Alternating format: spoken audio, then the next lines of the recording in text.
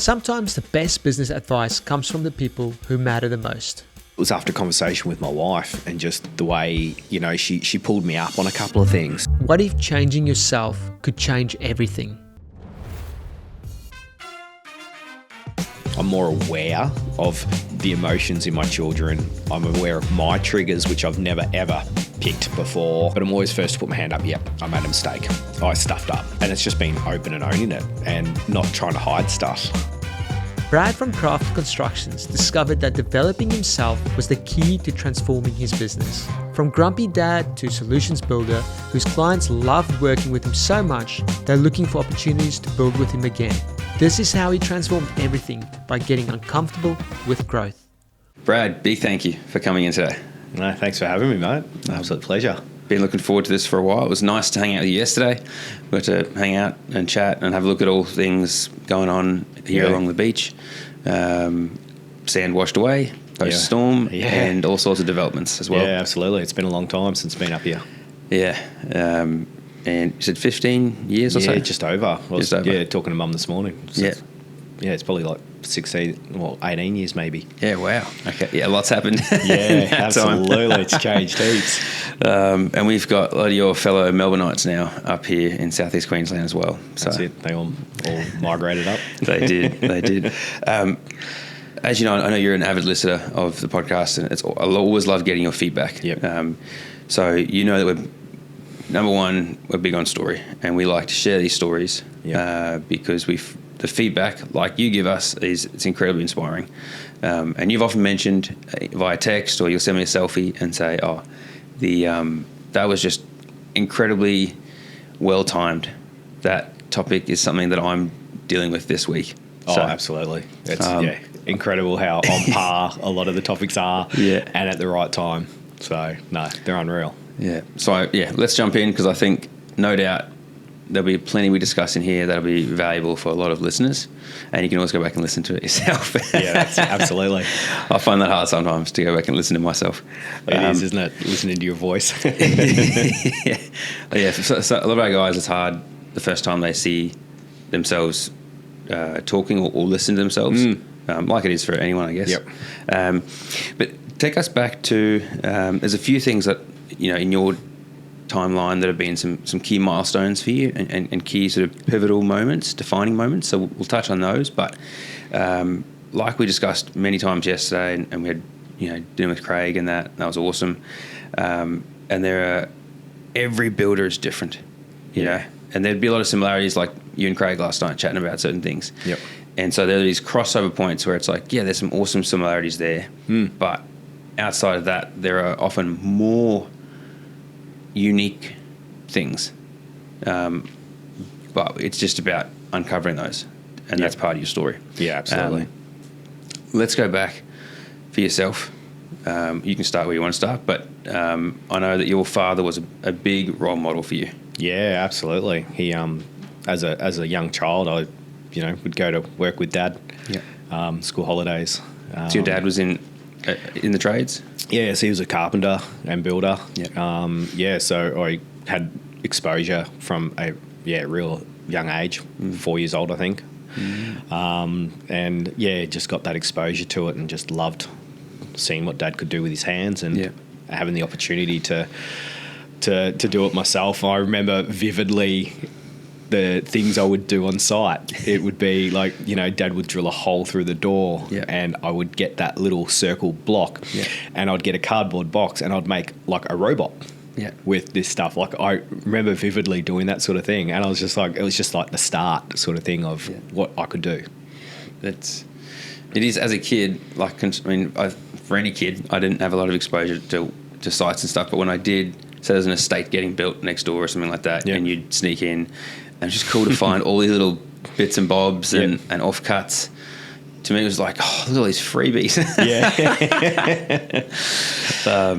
Until security rolled up. That's right. But awesome. So what was it like? You mentioned that you really enjoyed going to site with Dad, getting that exposure. What was there's the what do you call it? The very much physical, seeing your dad work. What were some of the key things that stood out to you that you were aware of back then? Because obviously it's different in hindsight now.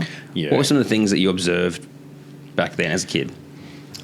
I guess for me it was seeing the camaraderie in the team that Dad had. Everyone got along really well. Everyone had a good joke.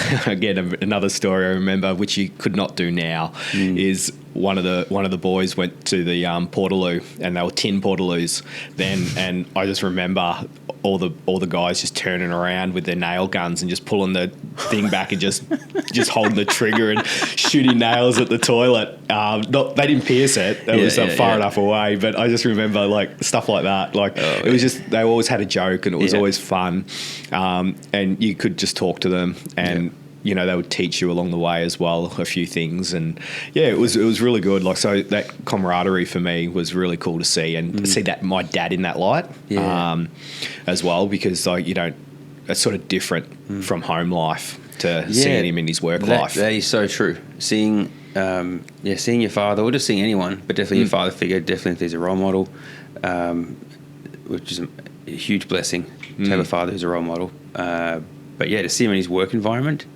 I find that because for my dad, he's at home and he's just dad. Yep. He's at his computer. And then you see him out in his environment and he's in a suit and he's shaking hands with delegates or whatever he's doing. Yep. But yeah, same to you when he's the dad at home. What kind of dad was he at home? He was always a present dad. Like he gave up everything for his family. Like dad dotes on his family, was proud of his family, always talks about him, but he gave up a lot of his hobbies and things to do everything for us kids and mum. So is that something you were aware of as a kid? Probably not until I was older. Like as a young kid, I wouldn't have been aware of that. But as I got older, it became more prevalent as to, Dad gave up golf. He was quite a good golfer. Gave up golf because we had sports on Saturdays and weekends, and he would put all the time and effort to take us to sports and, spend time. And he got involved as well. So it was really good to see. Like he coached me through basketball and he was always at the swimming pool and, he would get really involved in all the stuff that we did. So you could see that, he loved watching and being on the sidelines for us. So that was really, really good to see. And like I said, it wasn't until I was older when you reflect back on that to go, oh yeah, there's that. What did that mean to you as a kid, having your dad so present to come along to sporting events? And I think as a kid, it was just the norm for me. Like it was just like, oh yeah, dad's taking us to sport, or dad's on the sideline cheering us, or, dad's just here. That's just what dad did. But I guess, in this day and age, you kind of reflect back and go, not all dads turned up. Not all dads did that. So having a dad that did that, it's really like, I was glad that he was always there and always interested in what we did and supportive. And so jumping now, going back to spending time with your dad on site and that, you've got a trade background, carpenter background? Yes. That's correct. And so you did that with your dad or with someone else? Or so I did that with Dad. I Did you gel as his apprentice? Yeah, so I did a lot of work with Dad, obviously, since 4, and always school holidays I'd always work. So Dad taught me a lot of stuff. And I just picked it up. I was good with my hands, the same as Dad. So when I decided to do my apprenticeship, I just turned to Dad. Like I was working for Dad for a couple of months, and I looked at another job, didn't get another job that I wanted. So I just turned to Dad and said, hey, do you want to have me as an apprentice? And he was like, I always said I'd never have another apprentice, but yeah, right, I'll take you. So I jumped on board with him as his apprentice, and we got along. Like I don't recall ever having an argument or ever, having any problem on site with him. It was never Dad on site. Yeah. Always used his name on site, just I don't know, it was maybe a professional thing for me. Or at that age, I was always calling him Billy anyway. So it was, I still call Billy him that boy. to this day. So, so it was really good. We gelled well. We worked well together. We had a rhythm. And, it was really good. And he put himself out of his box to be able to train me in areas that he potentially and didn't really do anymore. Yeah. So that was really good for me. Yeah, I haven't done a trade apprenticeship, anything like that. What's it like, out of curiosity, because it's not often that I hear a guy doing his full apprenticeship under your father, under Bill, and then, most of the time, it's a bit of time under the father, or if the father's a carpenter or a builder, but then it's time elsewhere. Yep. And you hear a lot of sort of hazing going on, a lot of maybe not ideal, but that's, from what I gathered and have heard, that's very common. Yeah. Were you hearing and seeing a lot of that elsewhere? And what was it like then observing, by the sounds of having a pretty sweet deal with your dad? Yeah, like you see a lot of other apprentices, or went to trade school with a lot of other apprentices that didn't like their bosses, didn't get the exposure. They were behind the 8 ball because they weren't, getting that exposure that was needed. And like I said, Dad put himself out of his lane to, teach me and train me in every aspect. And thankful for that. Yeah. But it was good. Like, never once did I have an issue working with him. And so I feel blessed with my apprenticeship and what I did, and I think it speaks in what I do today. Yeah, for sure. And so you finished with him, and then what happened after that? Yeah, so we did our last project together, actually. Okay. And in Dad's form, he got a bit impatient waiting for me to finish a wall, the frame wall that we did. So he decided that he would stand up a wall himself, and it twisted on him and popped his shoulder out and dislocated his shoulder. And that was pretty much the end for Dad in his body. His body just... How old was he at that stage? Oh, he would have been... What would he be? Mid-50s? Okay. Mid to late 50s, maybe, I think. Yeah, somewhere around there. I think it was... Yeah, it would have been 05, 06, around that sort of time. Okay. So it would have been about mid-50s. Okay. And, so that was the end for Bill. Yeah, that was the end of his physical working career. Yeah. And so that's what we did. That was our last sort of project together. Okay. And then what I do from there, I went out on my own and just did a couple of projects before going overseas for a couple of years and working. Right. Where'd you overseas? Canada. So worked in Canada. Where in Canada? Whistler. Nice. Yeah. Nice. I had an uncle, Arnie, and a cousin who lived over there. Yep. So I had some accommodation to start with, and it was great. What do you think it was unique? Or do you believe there was something unique about that experience over there? Because there's a few guys I've spoken to who've had some experience over in Canada doing some work there. What would you say? What do you think was unique about that experience, and what did you take away from it? Yeah, so it's quite similar in the way we build here. There was the differences is obviously they're imperial, not metric. Mm-hmm. So having that exposure with Dad being an old school chippy builder, that was great. So, go grab the 4x2. I knew what 4x2 was. So I knew, when I had to Sounds go over like there, gibberish. it was easy to, jump into Imperial. It was just the measurement, other extra little bits of measurement that I had to learn. It was like an eighth fat. And it was like, what is fat? What is that? Or an eighth skinny. And it's like, what is that? So I had to clarify stuff like that. It's like skinny is take the line off. Fat is leave the line on. So it was those sort of things, but it was easy to pick up. Okay. Framing wise, it was very similar. Just, walls were thicker, just obviously due to the climate. Yeah. And the way they insulated and wrapped houses and ply and everything like that on the outside. So quite similar bit of difference in it, but really good sort of exposure. Okay, so if that side's similar, what you found there, what for you culturally? What was the cultural exchange like there? It's just like Australia. Whistler is just like they say, it's just like the capital of Australia. So everyone goes to Whistler as an Aussie for Aussie the Mecca. snow. Yeah, 100% for the snow and everything like that. Yeah. So yeah, it was just being surrounded by Aussies. I had a lot of Canadian friends over there, which was really good. Okay. But yeah, lots of Aussies. So it was not hard. And then when you came back, did you start Crafted Constructions? What it is now, or did you spend time doing something else before that? Yeah, so no, I came back and I started Crafted Constructions. Okay. I was only as a carpenter, just subcontracting to builders. So I started off in that regards, doing that way. Wanted to get my license to be a builder back then, but just never. I did some schooling stuff for it, but just never got around to doing the application and just kept putting it off, and so I didn't get that until 2019. Okay.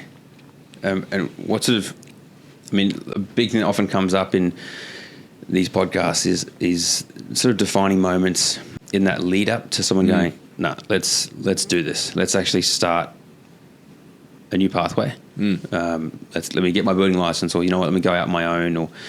But just prior to that, there's often a moment. You have an epiphany or a moment of, I like what's being done here, but I can do it better, or I don't like what's being done here. Yeah.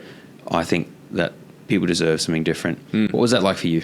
And was there a moment like that? Yeah, so I worked like subcontracted for a builder who was late 60s sort of thing, and he's quite a bit of a mentor actually in terms of how he conducted himself and his builds and stuff. And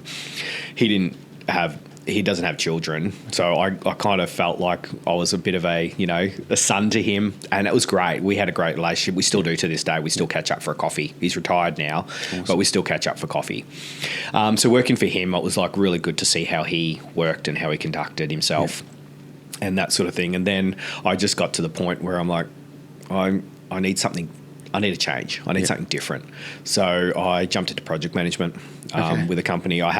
I did a bit of work on the side for this company, and the guy approached me one day and just said, "Hey, I think you'd be really good at project manager. Are you interested?" And I'm like, we just had our son, and I was like, I don't know if it's right time or that sort of thing. So I had when you say you're not sure if it was the right time, what was appealing or not appealing at that time about that role?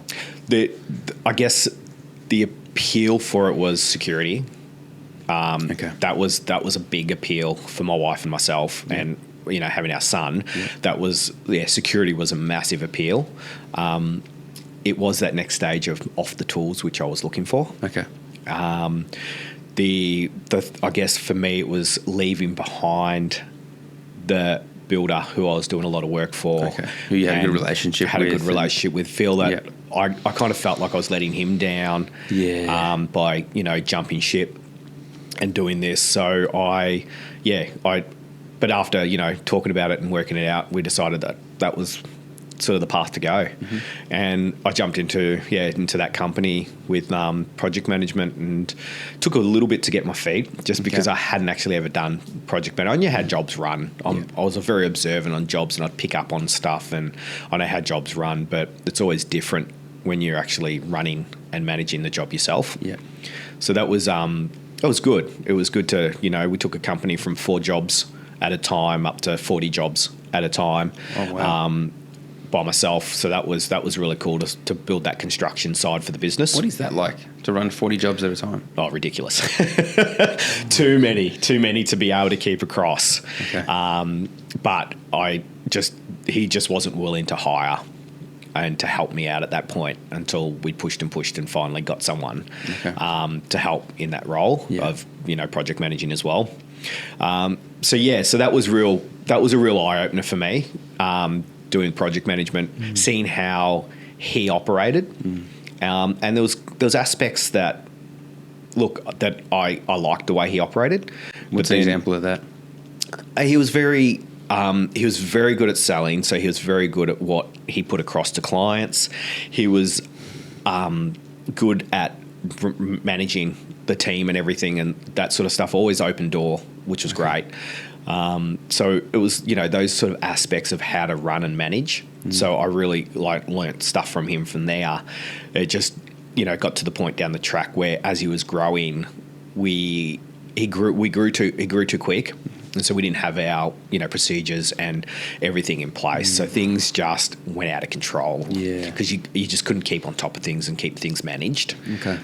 So that was an eye-opener for me to go, okay, well, I don't want to get like that if I go into building. I was going to say that it's interesting you explain that, because one thing I've noticed in all of our chats is maybe PTSD is maybe a bit strong, but there definitely seems to be this, putting that system process can be better. That can be made better. That can be made more efficient. Less waste. Easier, simpler for you. Easier, simpler for the client. Client can be. I'm sure we'll touch on it later, but you're massive on communication. Consistent communication. Absolutely. You can't be doing that ad hoc. That's got to be systemized. It's got Would you say that is an accurate observation? Oh, definitely. That's it, and that was that learning. Okay. Was to go, well, you can't just grow, or you can't keep hitting a problem and then going, okay, how do I solve that? And then all of a sudden the next problem comes in. Oh, how do I trying to be prepared, and like you said, communication, being open with the client, not just having issues and not speaking about it and or hiding them. So so it's big. So a few things I learned is is clear communication and transparency, and just being ethical in the way you conduct yourself. And that was my turning point, was to leave that business, because I got to that point where I didn't value. It didn't align with my values, and I could no longer do that. That's a really important factor. I found. That's one reason why I love what we do here. The values definitely align. But that's one thing I've also heard from a lot of guys is, I think it's really awesome, because a lot of the guys I talk to are in that boat of values didn't align, and so they've stepped out to go, you know what, I want to provide a service to the industry, to the market, to people, to families, where the values are what I would agree with. So maybe that's me being biased, but lifting the standard of industry. And therefore 100%. There's more people like yourself offering a better outcome, a better journey for clients. Oh, absolutely. And it's amazing. It's breaking that stigma. It is how people view trades, or view that we're untrustworthy, we're deceitful, and it's really hard. Because we get that. It's how do you break that? I mean, I have my theories and whatnot. Where do you think that stigma comes from, and why do you think it's so prevalent? I think there is a lot of untrustworthiness in the industry. I think that's we are regulated, but we're not hard regulated, and I think there is a lot of untrustworthiness, and you know what it's like. You can do something really well, and they tell one person. You can do something bad, and they'll tell 10. So bad news does travel a lot faster. So it's that what gets passed around. We had this builder, and he did this dodgy, or we had this. Whereas trying to break that and go, well, we're not all like that. Don't class us under that.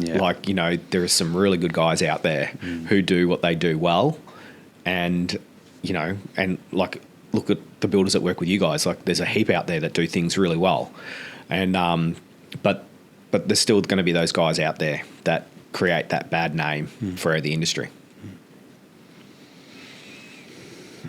I mean, you and I, we're talking about your life and business journey so far. You and I have only known each other for, I would say, maybe 18 months or so. What have you all, and in the time I've known you, like I said, you've been big on, okay, how can we improve things, better things? Was that always there? And when you started the business, was that always there? Or has that been something that's kicked in? Because it's been great to talk to you about that's not just in business, that's in your life, that's in being a husband, that's being a father, that's been, what, has that always been there, or what kicked this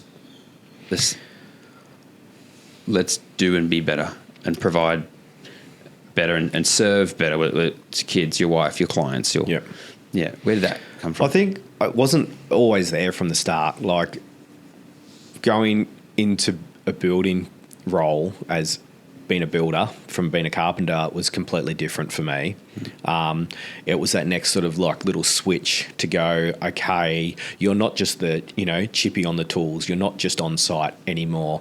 You're actually running a business and you're running people, and, you need to be more professional in that. So how do I sort of, migrate from being on the tools to being the builder? So it was me looking at going, okay, so how do I do this? Okay, I could do it on my own, but I don't know if I'm going to be able to do it well. So I got business coaching. Okay. And I started business coaching, what did I start? Probably 4 years ago. I did, or 5 years ago. I started business coaching. I still business coaching to this day. Was that a hard decision? Because I know there's a lot of guys out there that will ask us, who should we go and talk to? And often I'll say to them, well, what exactly are you looking for? At the end of the day, if you are willing to put in the work, then there's a lot of similarities. You just have to put in the work. 100%. It's the hard part, is putting in that work. Because a lot of the time we work in our businesses, not on our businesses. And I still, to this day, I still work in my business. I'd love to work on my business more. And I am slowly trying to do that. But it's finding, it's like, finding the right client. You find the right business coach that suits you. Like I spoke to several different ones, and there was some that were like, yeah, definitely not for me. Then, there was others that were like, maybe. And then there was like, yeah, I can feel that I can gel with these guys. And money it's financially, it's a commitment, and it's always scary initially trying to partner with someone. And you're like, whoa, that is massive cost. Where am I going to get that outlay? Like, that's just an overhead. And so it is scary taking that first step. And backing yourself. Oh, 100%. And so, but once you've done that, that jump and that step, it's like, I can see the rewards coming now. I can really see that this is paying dividends. So it is scary.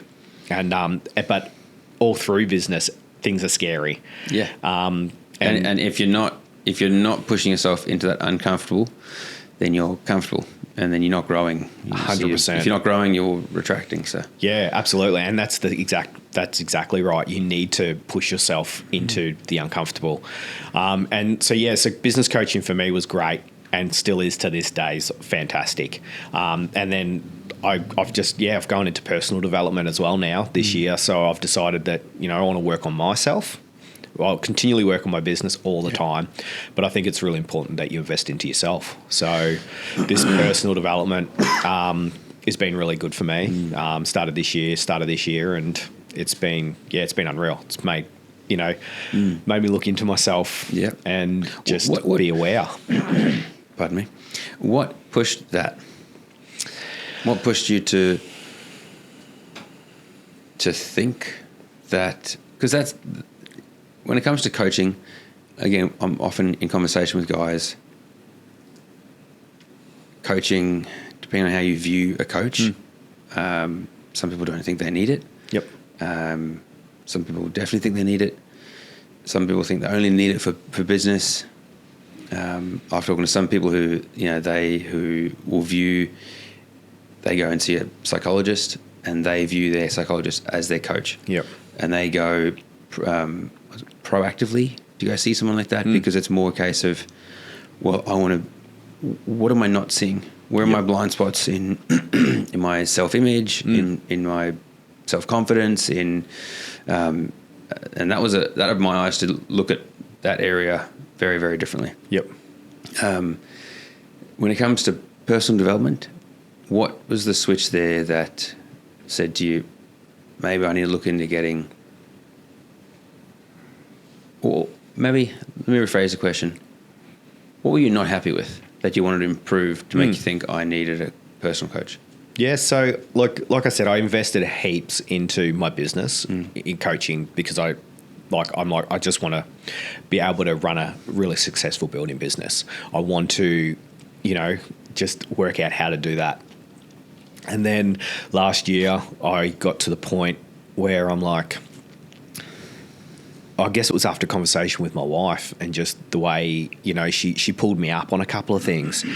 And I've gone, yeah, you're right. Like, I don't want to be this grumpy dad, like that comes home from work tired and, and that sort of thing. So I'm like, how can I change this?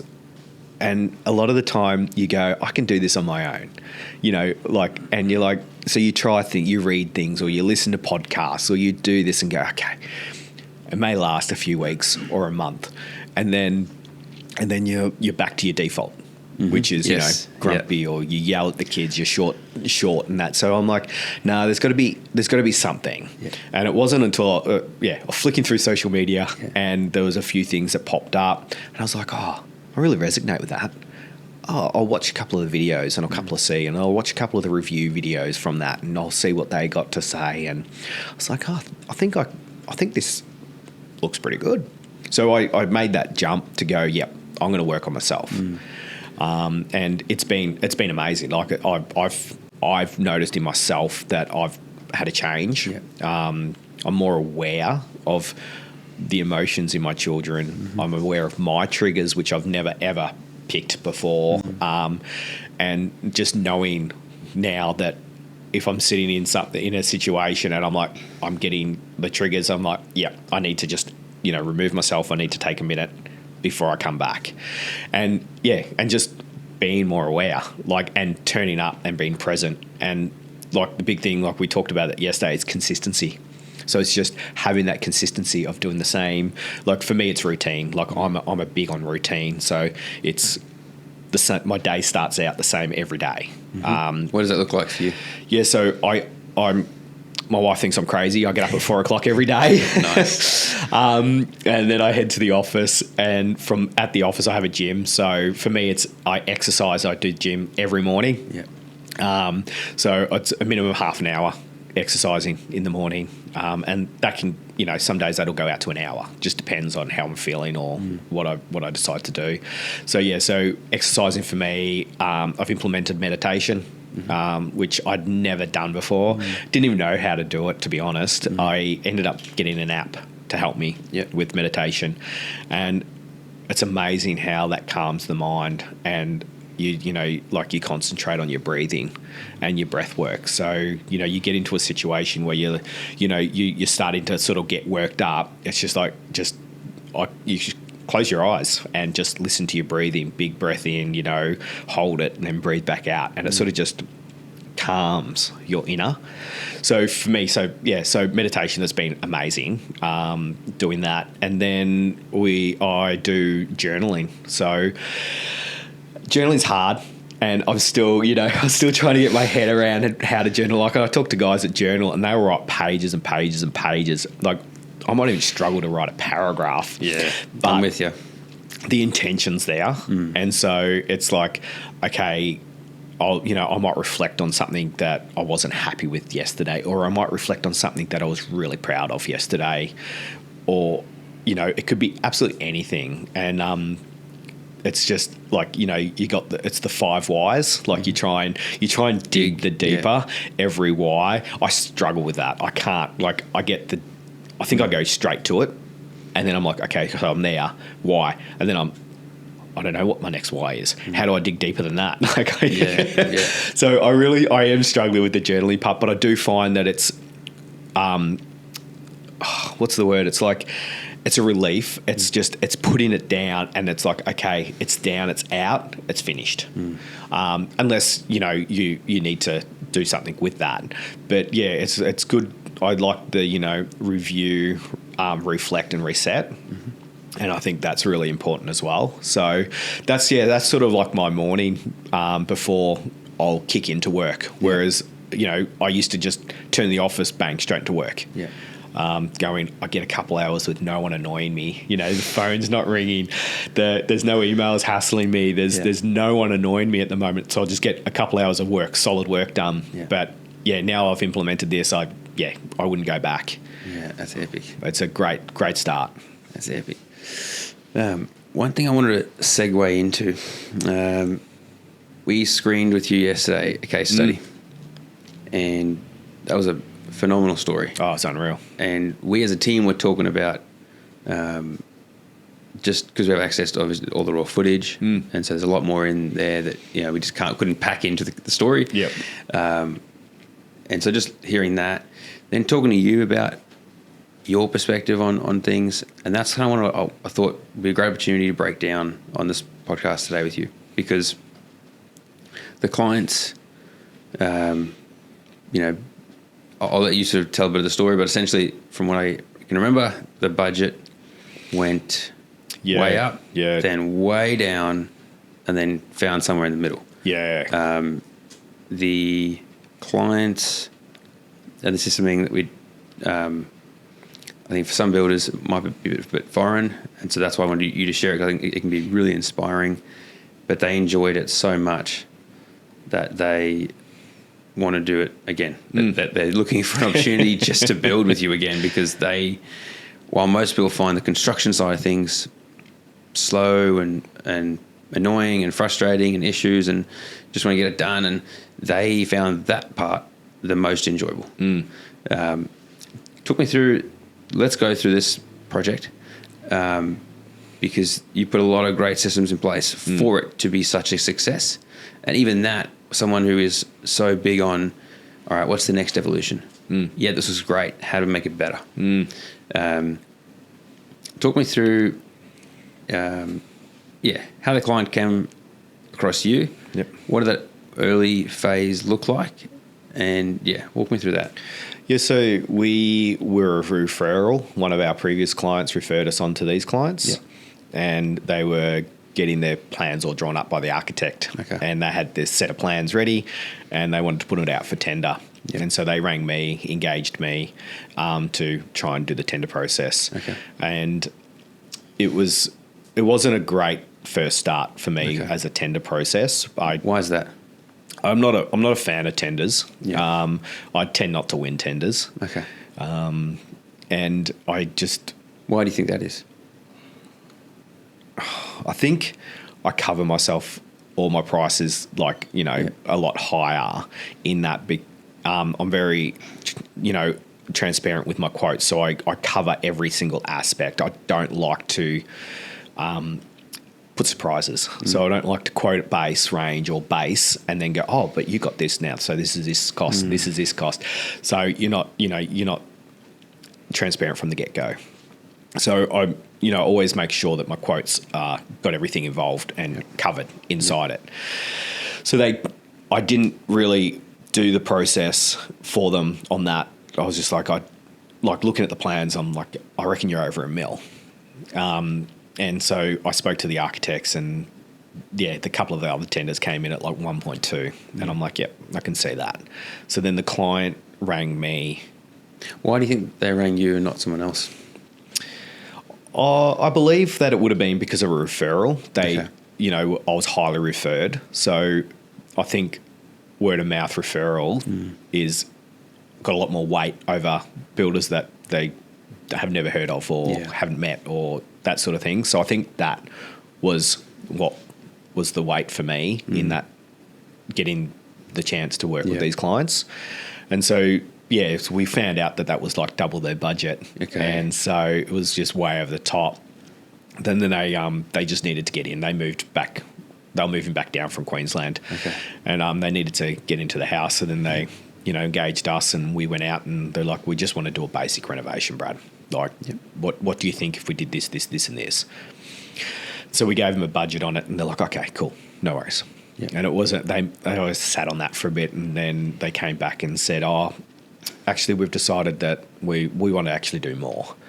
So we worked out a budget, and we tried to keep with that budget. So we work in the go down the path of value management with the client and being able to speak to the client and go, okay, well, we think this is where it's going to sit if we do this. And if that's out of your budget, how do we peel that back? And what can we change to get your same outcome, but doing it cheaper? Yeah. So what was it like at this stage? Was it a 3-way conversation with you, the designer?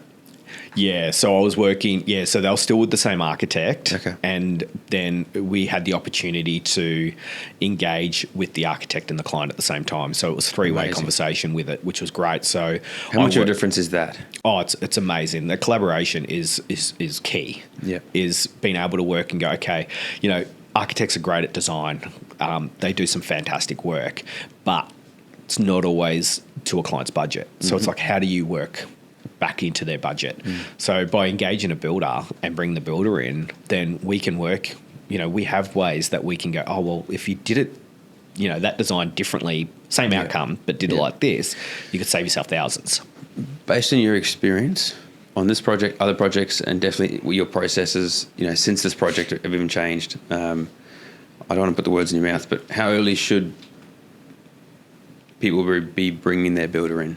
Oh, I think as early as possible. Okay. If you can engage, if you've got an idea of what you want to do, and you can find a builder that you can work with, I think engage them as soon as you can to work through the process, because I think you'll be more in line with your budget if you can work with a builder and the designer or architect, whoever you're working with, at the same time. And a lot of the time too, if you engage a builder, sometimes they have their own either in-house designers or they have preferred designers that you can work with as well. And that collaboration is massive. You don't get the disconnection between this is what, this looks all lovely and this looks great. But it's double my budget. It's double the budget. Is that something that you're seeing a lot more of? Oh, absolutely. Of late? Yeah. It's out. It's massive at the moment. Everything is double people's budgets. Yeah. And you're finding that, sorry, go for it. I was just going to say, a lot of people get, the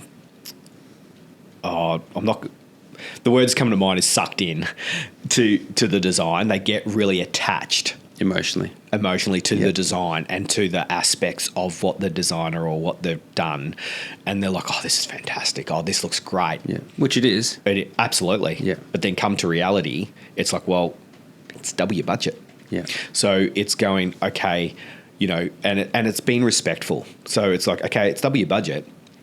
We understand where the designer's going. We love the design, but how do we get the end result of the designer's vision? But how do we make that fit your budget? Yeah. And, it might be by going a cheaper product, but the same look, rather than, a product that's 4 times, 5 times the cost. Yeah, okay. And so it's just changing things and the way it's done. Yeah. Products is the big one, is just changing the product to a cheaper product or a different product that gives it the same exact outcome. And you're finding, because one thing I'm definitely hearing is that my observation is there is, for those who are willing to jump on the opportunity, there is more and more opportunity out there when it comes to value management. If you can value manage well, obviously be a good communicator. Yep. Because you are going to ruffle some feathers potentially. Yep.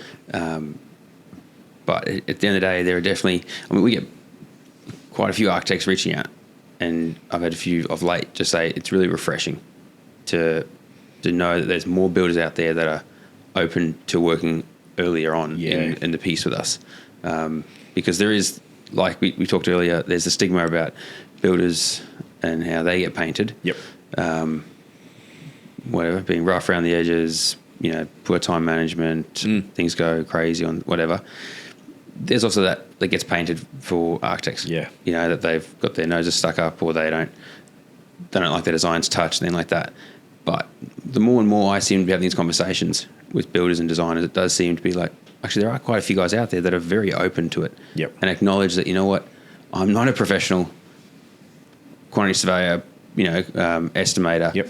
I can design really well. I can listen to my client really well, but I do need the help from a builder. Yeah. It's absolutely. And it's that collaboration, because it's going, okay,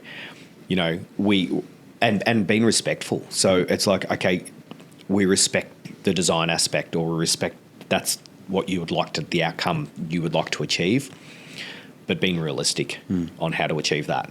So going, okay, so we get your design and we get that brief, and okay, but we could do it this way.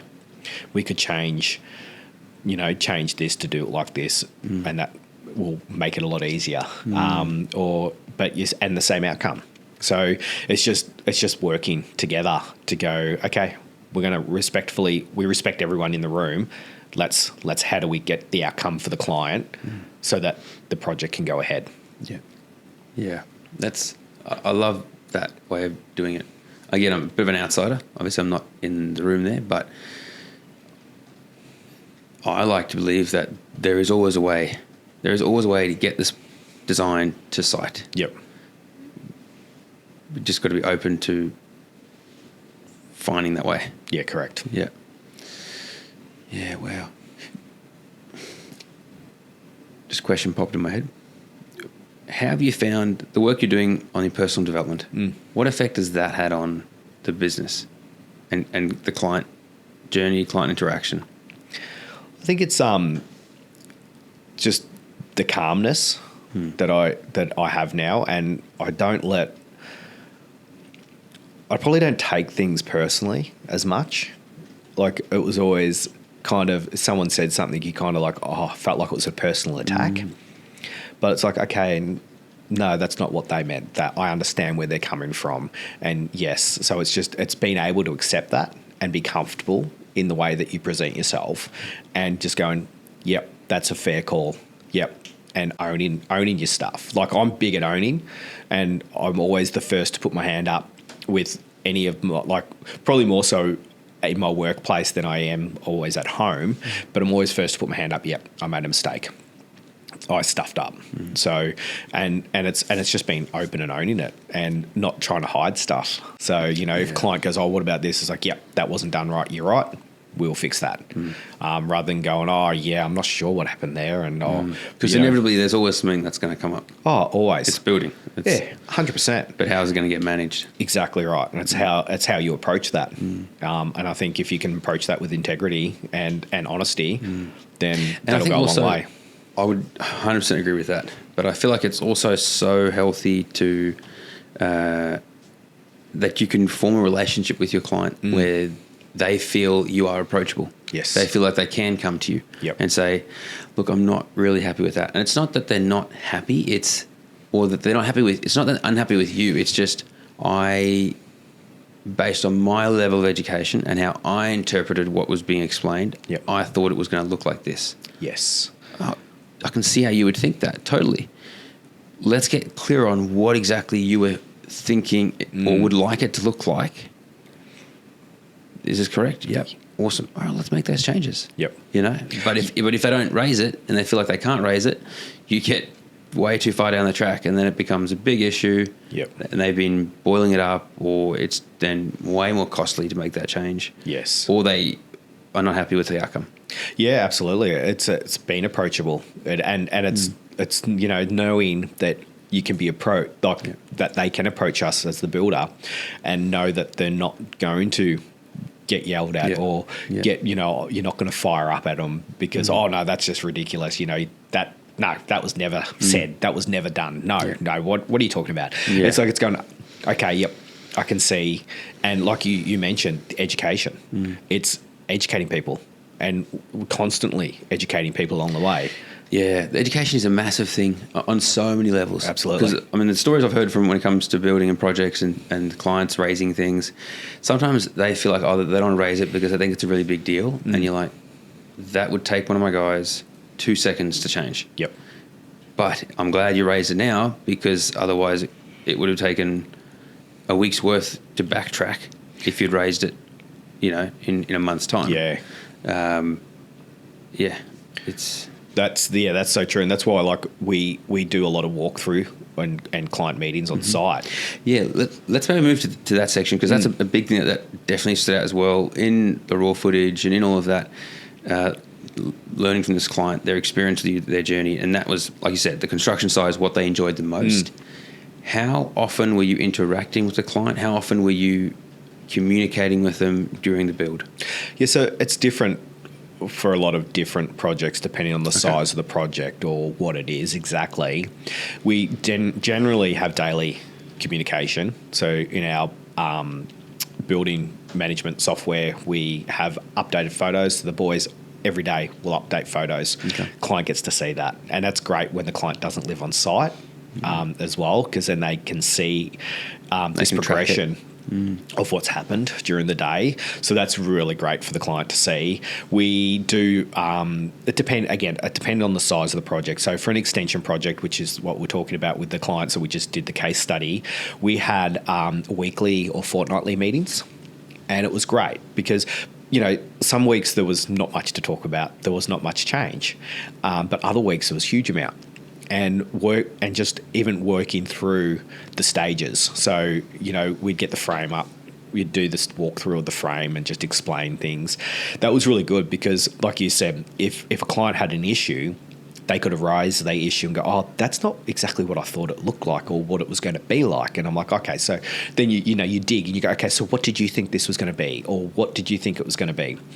And they would go, oh, well, I thought it was going to be like this. And it's like, well, interpretation and what the plan is, this is exactly what the plan is. And they're like, oh, I think that's definitely, and that was talking to you yesterday about just branding, and like we live, eat and breathe the concept of branding every day. It's in everything that we do. And then ask you a question about branding and you're like, I've never thought of that. No. And that would be the same in your environment. Yep. And I've heard this often from builders, and I can definitely see it because it's something I have an issue. I'm challenged with it.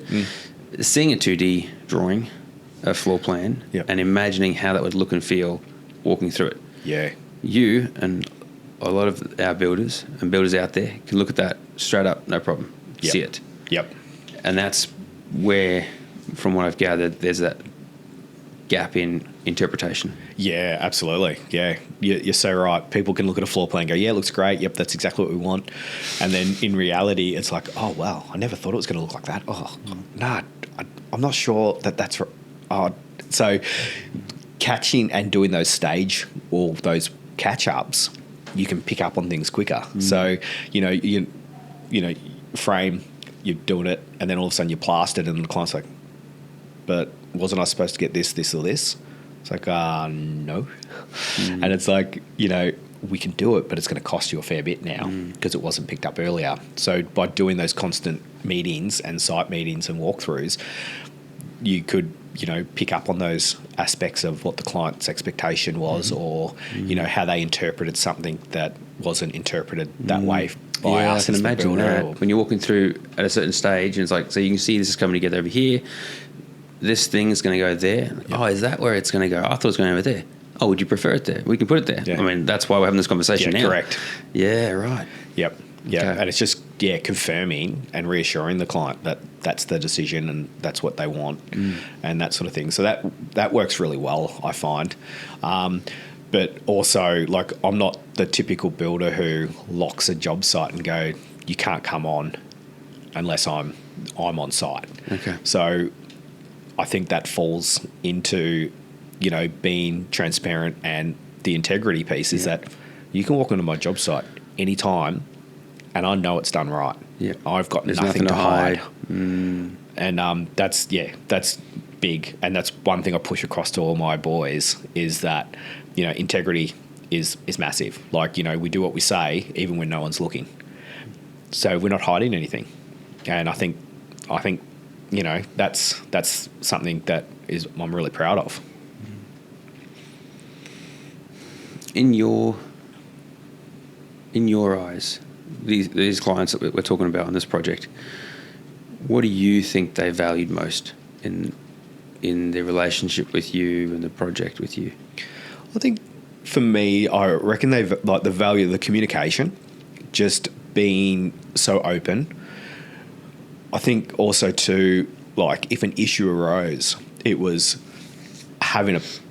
it wasn't a problem. It was how we solve this. So it was having that solution. I was going to say, were these the guys you're telling me that they referred to you as the solutions builder? Yeah. Yeah. Yeah. So there was never, anything was never a problem. That was one of their comments to me was, it was never a problem for you, Brad. You always had the solution. So it's always making sure that you have a solution. Like, yes, you come across, and you always will come across stuff in the renovations and extensions. And a lot of the stuff, it could be a first time that you've come across it. But it's going, okay, so how do we fix this, or how do we solve this problem, rather than just going straight to the client, oh, we've got this big problem. Oh, it's going to cost you thousands of dollars to fix. It's like, okay, yep, we found this. This is our solution. And our solution's this, and it's going to cost you this. And you'll find that the clients are like, oh, okay. Oh, no, great. Yep, let's go ahead. Rather than, if you go in with, oh, the big problem is this, and oh, it's going to cost you thousands and this, the client's going to go, they're all of a sudden going to get their back up and go, oh no, what's going on? Oh, we've got this problem. Oh, how are we going to fix it? Rather than being able to solve it directly there. Yes, there's a problem, and this is how we're fixing it. I think that has a lot of weight. Yeah, that is very, very true. Very true. I think one of the funniest and craziest stories I've heard of, a small example of something happening and being well managed. Another guy I was talking to, it got to the late stages of a project and the bathroom renovation was done, and it turned out that someone had poured concrete down the drain and blocked it, and it was like, what? Like, at this late stage, how are you gonna? And he just remained calm, and I want to say the tile or the plumber or someone was freaking out. He's like, it's fine, we'll find a solution. Told the client, we'll work on it. I'll touch base with you Monday. Found a solution, solved it, no problem. Yep. And it's that solutions orientatedness, and the client vibes that as well, so it keeps them calm. Yes. Because that's my next question, is from your perspective, what did you enjoy most or appreciate most in these clients? For me, I appreciated their openness and their communication as well. But they were always receptive to everything that we had to say, and they were always available when needed to be, or vice versa. I was available when they needed. Great communication, and again, that's key. You just don't want to be the builder who communicates a lot. You also want the client to be able to communicate with you. It's so true, because it is a team. You have to work as a team.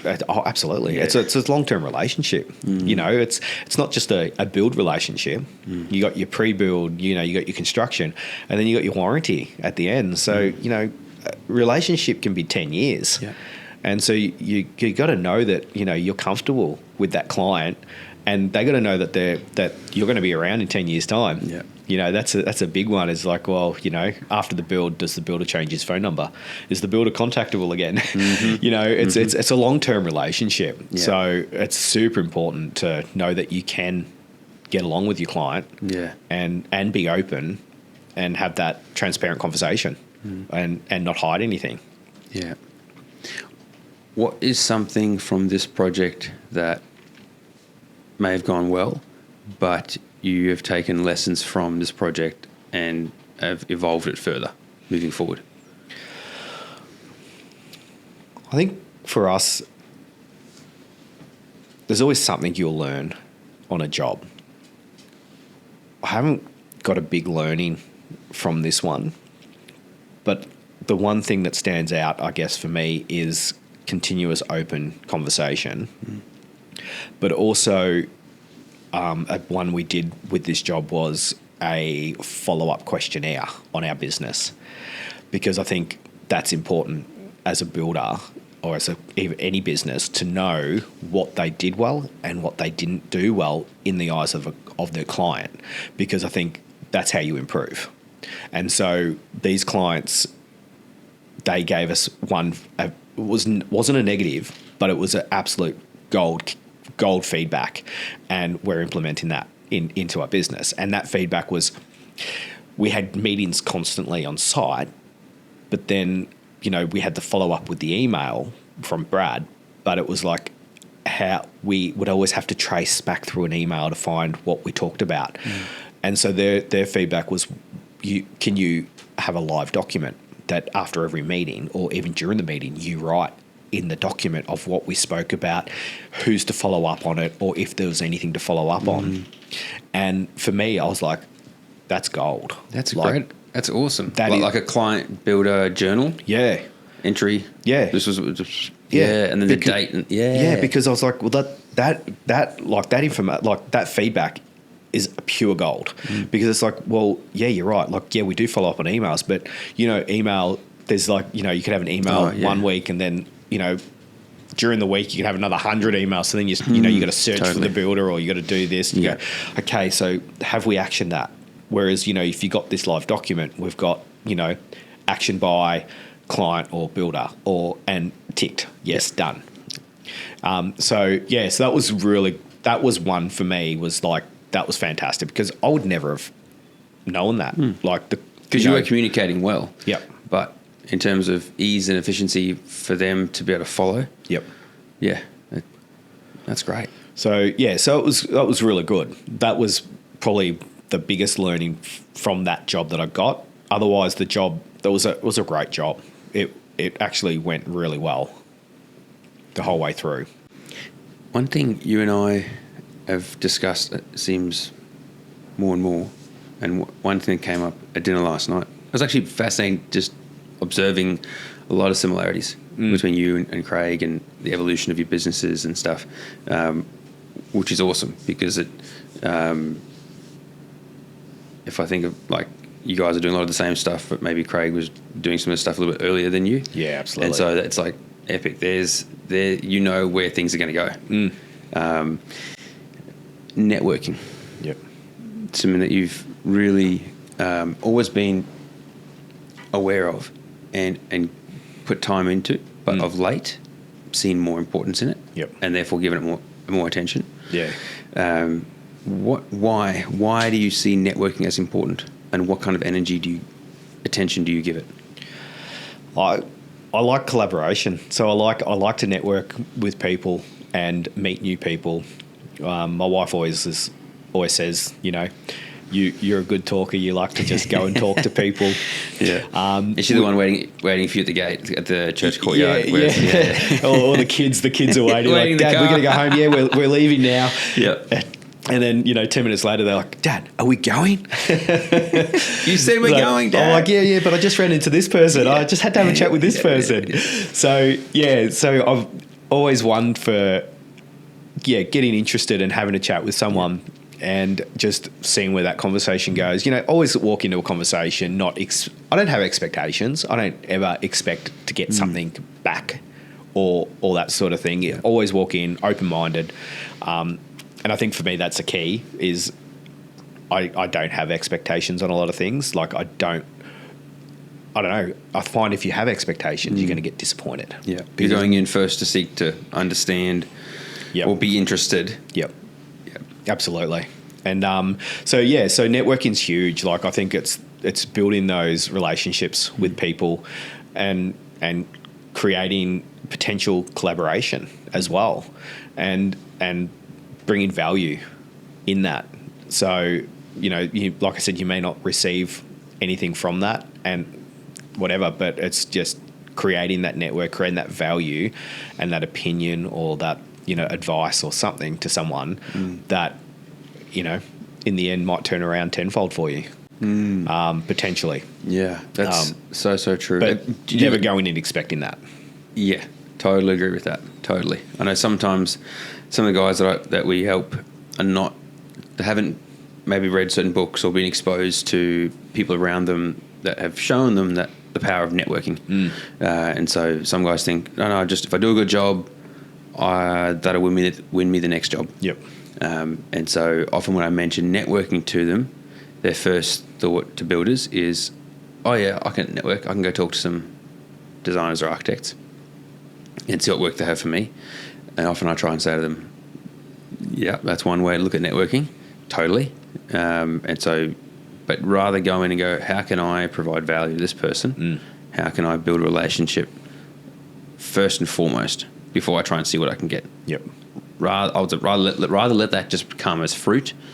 But then the other side of it, networking, is who can I connect? If I meet that person, you know, like it was awesome to see you and Craig connecting last night. Yeah. You know, I've been wanting to get you guys connected for ages, so that was awesome to see. That was good. And there's so many opportunities for that, you know, and people are thankful for that, and you will see fruit come from that down the track. Yeah. You know, sometimes it just feels good to see them win because of the connection you've put together. Oh, absolutely. And that's the thing, like there's that old mentality, you know, in the building industry, is that don't become friends with other builders, or don't collaborate or talk to other builders, because you don't want to give your secrets away, because then they may win your work, or you might be quoting against them and this and this and this. Whereas I think we're heading down a different path now, where like a lot of builders are going, what value can we bring to each other? How can we work together to get on the same page? How can we create this industry to have a wonderful name, you know, and break that stigma? And that and just having that together, that networking of different builders, you can bounce ideas off that you like, you know, you might come across something, you're like, oh man, I've never come across this. How do I fix this? Or how do I do this? Or you might have a trade that is awesome that you could recommend to someone, or you may be going, oh, I need this trade. Oh, I guess I could just ring up several different people and give them a go. Yeah. Or like, you know, for me, I've got a fair few builders I catch up with quite regularly. Excellent. And just, you know, coffee with them, or just a chat on the phone. And it's like, oh mate, I really need, you know, a trade. I need this trade. And like, oh yeah, well, I've got this guy. He's fantastic. I'm like, cool. Can you shoot his number 3? Yeah, no worries. And it's the same when the shoe's on the other foot. Like, you know, oh, hey, Brad, have you got this? Yeah, no worries. I'll send you through the details. So I think, you know, working together just creates strength. And, yeah, it's just great for the industry. So that, I think, is fantastic as well, in terms of don't have it in your head that you're giving all your secrets away to your competition. There's plenty of work out there for everyone, sort of thing. Yeah. And, you know, half the guys I speak to, we've never even competed. And we're like, there's always so much work out there. Yeah, in terms of locality, we're very close. Yeah. But we've never ever competed on a job. Wow. I've often, because we help a lot of guys in the same cities, same suburbs, and often that question comes up. It's like, how are you going to make me look different? And it's like, well, I'm yet to meet anyone who are two of the same, so we just need to tell your story so people can understand what is different. Yep. Not just that you can put 4 walls and a roof together. Yeah. Because if that's all you're telling people, then there's no hope of them differentiating you. Yeah. But yeah, that idea of competing, we've often heard of guys. I mean, one particular story where one of our guys someone reached out and said, "Oh, I would like to get you could you help price this for us?" And it was direct with the client. And he said, "Oh, do you have anyone else pricing it?" And he's like, "Yep, got one other person." And he asked who it was. And he goes, "Oh, so-and-so." And he goes, "Oh, so-and-so? I'm not going to price against him. He'll do it incredibly well. Yep. You better take him." Yeah, it's like, you'd be lucky. Whoa, Yeah. You know, and that comes back to that networking. You know, if you can have a greater network and you're providing value to that community that you're a part of, then you have so much more control of the potential influence that can be had on your next prospective client. Yep. Even, I think we were talking about the idea of, you know, the cafe. I've had stories of guys who, because they frequent a local cafe in a street, next person comes in, you know, chatting, talking about the build on the street. And the cafe owner, now that he's gotten to know the builder, and go, "Oh, he's a great guy, comes in every day, his coffee, you know, awesome." That little piece there was just a positive influence on that person deciding whether or not to go ahead to that builder or reach out to them. And so you just never know who in your network, who in your community, who in your tribe, or whatever you want to call it, can help. Absolutely. Or who, this is the other side of it, is if you've got a client who needs help, whatever that may be, wouldn't you like to be the person who can provide that value? Yeah. And you can't be good at everything. You can't also be a great designer, a great accountant, a great financial planner, broker, whatever. But if you've got a connection who can provide the value, man, wow, Brad, you know everyone. I'm going to come to you next time when I need help. Yeah. You become the go-to. Yep. And there's a lot of power in that. Yeah, I totally agree with you there. Man, Brad, I feel like we could talk all day. What's maybe to wrap things up? This might be a bit of a throwing it at you, but when you look back at your career so far, and you've still got a long way to go, and I'm really excited to see where that goes, and I know you are too. Yeah, definitely. But when you look back, because the big point of this podcast is to inspire other builders, what is something that you would share with a younger version of yourself, or someone who's maybe facing a challenge out there that you faced, or something like that? Wow, good question. I guess for like someone in the industry is just learn what you can from the person that you're training under or working with. There's absorb it, be a sponge. Just take in everything you can. Ask questions. Don't ever think a question's stupid. Like, just ask it, because someone's probably thinking it. So ask it. I think that is key to is learning, and be open to learning. And there's multiple ways. Like, there's never one way to skin a cat or skin a rabbit, whatever you want to whatever you want to skin. Whatever you want to skin. There's always multiple ways to get the same outcome, and it's whatever works for you. So I think that's really important, and just being true to yourself. Like, present yourself how you would present yourself. It's that saying, the way you do anything is how you do everything. And I think that is important, because you shouldn't be putting... Did you read that somewhere? Yeah, I can't remember where I got that. I did, but it's I thought maybe you read the book, because that's chapter one. That's chapter one. Is it? Yeah. No, I haven't even looked at the book yet. Okay. How's that? Okay. Yeah, no, that's been something I've been using the last few weeks, actually, with my son as well. Yeah. That just saying to him, like, the way you do anything is the way you do everything, because it's important. Like, don't turn up here, like, don't turn up in your professional life as the way, then turn up at home differently. Like, turn up the same in your professional. But your way at home is a great place to practice who you one day going to be in the professional life. Correct. Yeah. Correct. And so I think doing that is super important.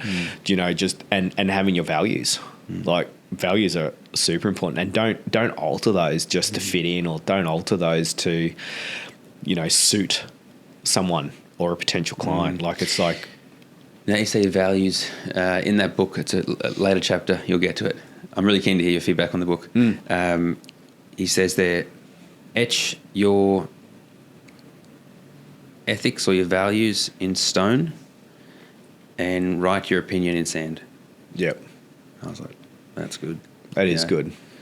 So, yeah, absolutely. Because values are everything.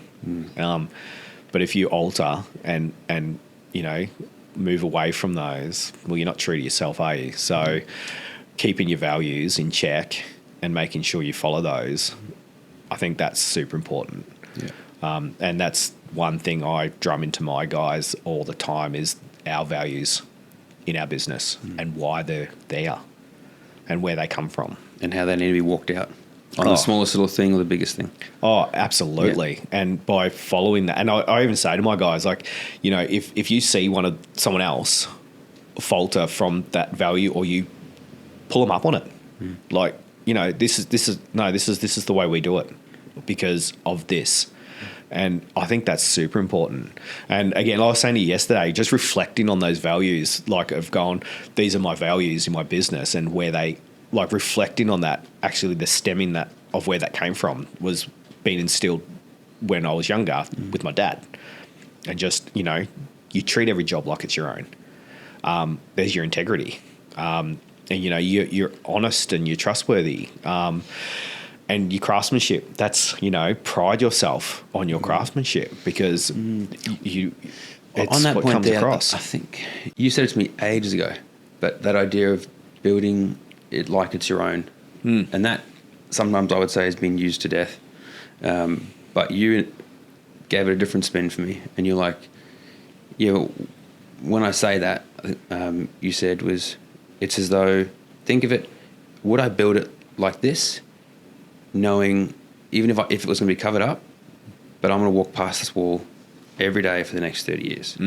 And how would I feel if I then sold this house or handed this house over to my daughter and she raised her family in this? Would I still be okay with it being done like that? Yep. Because that's how it needs to be approached. And that's what it means to you when you say, I'm going to build it like it's my own. Absolutely. Yeah. I wouldn't expect anyone to accept something that I wouldn't accept. And treating, having that, I think having that mentality and having that there, it takes a different look on the way you do work, because it's like, well, let's just not just slap it up to get it up and done. Yeah. There's a bit of a care and consideration that goes into what you do. Yeah. It's a purpose. 100%. Everything has intentional purpose behind it. Yep. Brad, big thank you. Thank you very much for coming up. Thanks for hanging out. Thanks for the podcast. Appreciate it. It's been awesome. I look forward to seeing your future growth and success and sharing in those wins with you, man. Definitely. Absolutely. Looking forward to it.